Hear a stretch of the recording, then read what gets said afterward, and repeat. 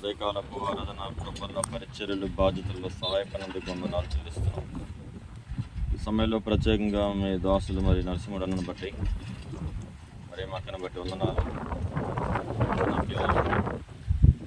తల్లి గారు తమ్ముళ్ళు కుటుంబం అంతటిని బట్టి మీకు వందనాలు చెల్లిస్తున్నాం ప్రభు. మరి వారి కొరకై మీరు ఏర్పాటు చేసినటువంటి పంట భూమిలో నాటుకునే విషయంలో ఇచ్చిన కృపను బట్టి వందనాలు. ఇంతవరకు పంటను కాపాడుతున్న ప్రేమకై స్తోత్రాలు.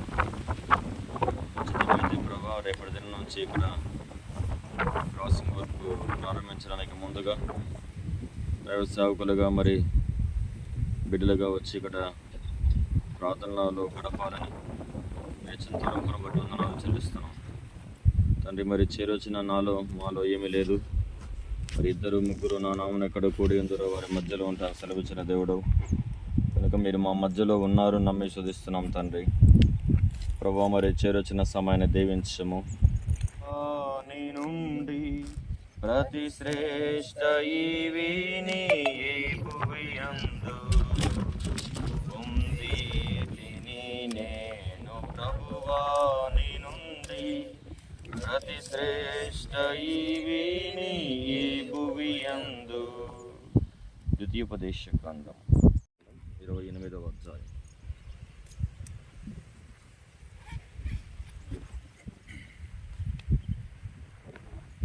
పది నుంచి చూస్తే ప్రజలందరూ యెహోవాను అనేక రకాల ఆశీర్వాదములతో ఉంటున్నాయి.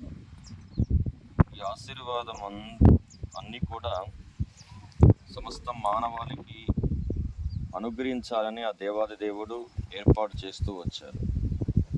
ఈ ఆశీర్వాదములన్నీ కూడా మరి ద్వితీయోపదేశ కాండం 28వ అధ్యాయం 1వ వచనములో ఇమిడి ఉన్నవి. నీవు నీ దేవుడని యెహోవా మాట శ్రద్ధగా విని నేడు నేను నీకు ఆజ్ఞాపించును ఆయన ఆజ్ఞలన్నింటినీ అనుసరించి నడుచుకొని ఎడల నీ దేవుడని యెహోవా భూమి మీద ఉన్న సమస్త జనముల కంటే నిన్ను హెచ్చించను.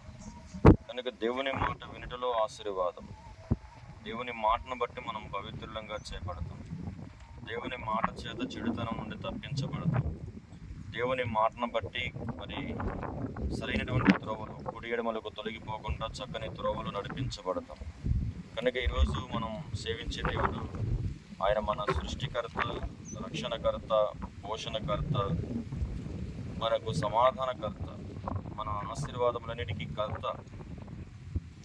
మరి పరలోక సంబంధమైనటువంటి ప్రతి ఆశీర్వాదము కూడా యేసుక్రీస్తు ద్వారా మనకు అనుగ్రహించాలనేది దేవుని ఉద్దేశం. యేసుక్రీస్తు అంటే ఆది యందు వాక్యం ఉండును, వాక్యం దేవుని యందును, వాక్యం దేవుడై ఉండును. ఆ వాక్యమును మనం అంగీకరించాలి.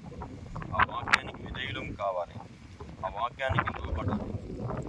అనేక సందర్భాల్లో మనం మనుషుల సలహాలు, మనుషుల తలంపులు తీసుకుంటాం, కానీ దేవుని మాటను స్వీకరించాం, దేవుని మాటను అంగీకరించాం. ఎప్పుడైతే దేవుని మాటను బట్టి నడిపించబడతామో అన్ని విషయాల్లో, ఎందుకంటే ప్రాముఖ్యంగా మరి యెహోవా నీ గర్భఫల విషయంలోను, నీ పశువుల విషయంలోను, నీ నేల పంట విషయంలోను నీకు సమృద్ధిగా సమృద్ధిగా. కనుక ఈరోజు చెట్టుకు పూత పూయాలి, కాయలు రావాలి, మంచి పంట రావాలి. కొన్నిసార్లు సంతోషపడతాం, చెట్టు నిండా కాయలు ఉన్నాయి, కానీ కొన్నిసార్లు అకస్మాత్తుగా రాలిపోతాం. కనుక మా చేతికి వచ్చి చెల్లిస్తున్నాం. ఒకసారి సాయంకాలం గడియల్లో ప్రియమైన బిడ్డలతో కలిసి పొలములో ప్రార్థిస్తుండగా కనికరించము దేవా, మీ యొక్క సన్నిధి కాంతి ఈ పంటపై ప్రకాశింపచేయము, పొలం యొక్క నలుదిక్కులో ఆవరించండి దేవ. మరి మీ మాట వినడం ద్వారా ఎన్నో ఆశీర్వాదములు ఉన్నాయని, మన గర్భఫల విషయంలోను, పశువుల విషయంలోను, నేల పంట విషయంలోను సమృద్ధిగా మేలు చేస్తానని మీరు వాగ్దానం చేస్తున్నారు. మరి అటు అనుభవంలో దేవ మరి ఈ కుటుంబానికి పంట విషయంలో చేరొచ్చిన అందరి విషయంలో కూడా మీరే కార్యసిద్ధిని జరిగించమని ప్రార్థన చేస్తున్నాం. దేవుడు మరి రేపటి దినం నుంచి పనిని ప్రారంభించిన దినదిన కూడా పని వారిని సమకూర్చి దేవుడు పని ప్రారంభించడంలో ప్రతి సాయంకాలం ముగించడంలో తోడుగా నష్టములు కీడులు తప్పించండి. ఎండావాన పురుగు తెగుల తప్పించి దేవా మీ కార్యమును బిడలేడు జరిగించండి. వారు పడేటువంటి ప్రతి ప్రయాస వారి చేతుల యొక్క కష్టార్జితం ఆశీర్వదించబడినట్లుగా దేవ మరి మీ చిత్తమైతే మరి పంటలో మేలు అనుభవించి మీరు కృతజ్ఞులుగా బిడ్డలు జీవించినట్లుగా మీరు కనికరించి సహాయం చేయండి. దాసులు నరసింహుడన్న మరి మాకు